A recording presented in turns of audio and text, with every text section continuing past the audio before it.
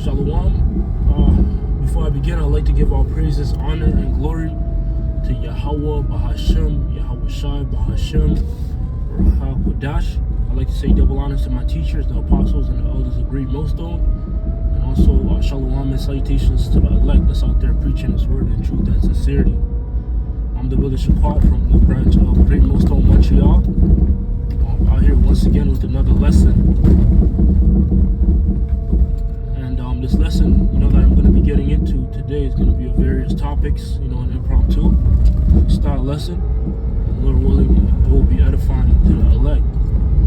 Alright, so this current world, this current society that we're living in, it's ruled by Esau Edom, the so-called white man, right?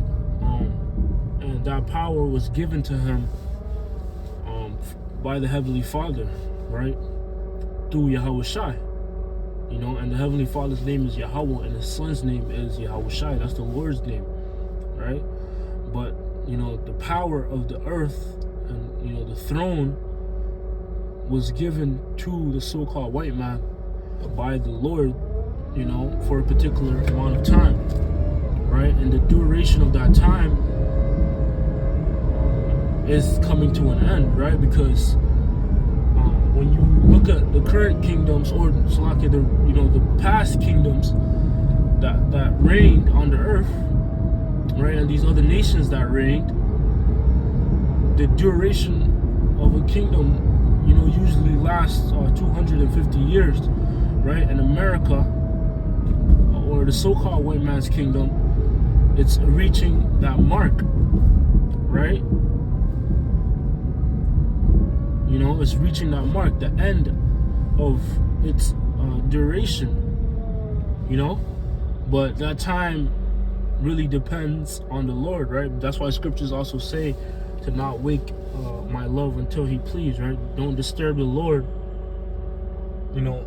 about rushing His purposes, basically, because the Lord has set things to play out in their order, right? In the book of Sirach, it speaks about the Lord not moving nor stirring the measure until the said measure be fulfilled, roughly paraphrasing. So the Lord set particular things up in a particular order to play out at a particular time, man.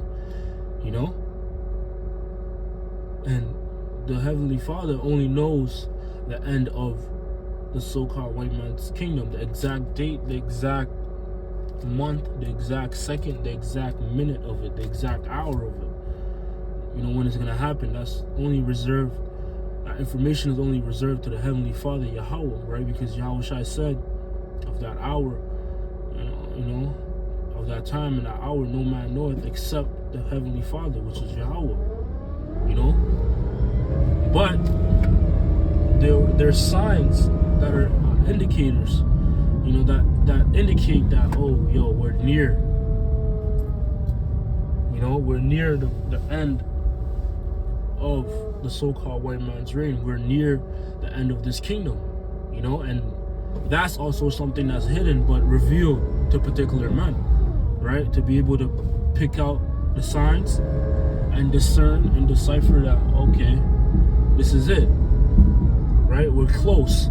Though we don't know the exact date and time, we're close, And once again, that information is not revealed to the masses, man. It's not revealed to many. It's reserved for a few, right? And that's the elect, because only the elect is going to be saved. Only the elect is going to be saved, because before the downfall of the so-called white man, before the downfall of this current kingdom, there's going to be chaos, man. There's going to be havoc and chaos, right? And we're seeing glimpses, or a glimpse of that with what's currently going on in LA, right? But it's going to get far worse than that, man. It's going to get a whole lot worse, because scriptures speak about a time that's never been seen before on the earth, a time that's never, been witnessed before. A time that you can't compare to any other time, and that's the time of Jacob's trouble, so that's what we're approaching. You see? But, you know, only the elect will be kept in those times, man. Only the elect will be delivered from that time that can't be rivaled with any other time, man. You know, because they are predestined to be delivered, for one, but also because they pleased, you know, the Lord while on the earth, man. You know, because what people get misconstrued is the fact that you're on the earth for a reason, you know, and that reason is to serve the Lord Yahweh, right? That's what the book of Ecclesiastes says.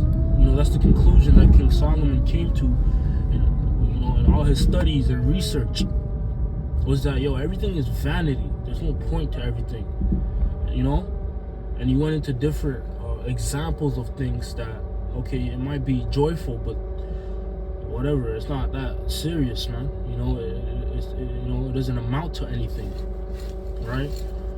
For example, one that comes to mind, you know, he went into how, yeah, you know, you might hoard up a particular amount of riches, you might gather a particular amount of wealth in a lifetime, right?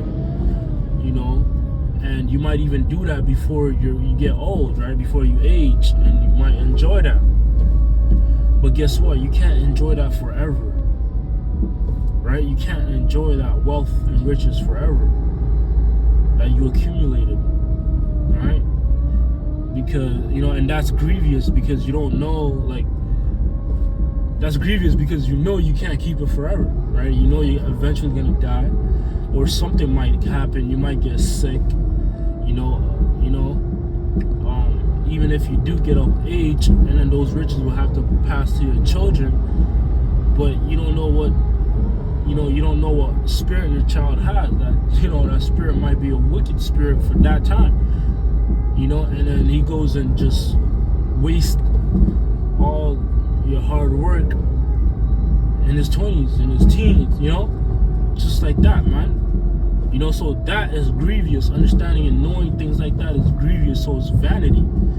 You know, that's why King Solomon said it was vanity. There's no point of doing that, right? There's no point of trying to have so much that, like, is more than enough for you, because, like, you know, you're not gonna live forever, right? That's why the scriptures speak about also contentment. It's important to be content, you know, to just have enough to get by, and maybe just a little more, right? And you'll be all right. You know, because happiness is not really in riches and money and things that you possess, right? You know, there's happiness in a lot of things, right? You know, there's happiness in your children. You can find joy and happiness in your children, right? Joy and happiness in moments that you spend with, you know, people that you know, call your family, you know, your family, which would be, in our case, the brothers, man.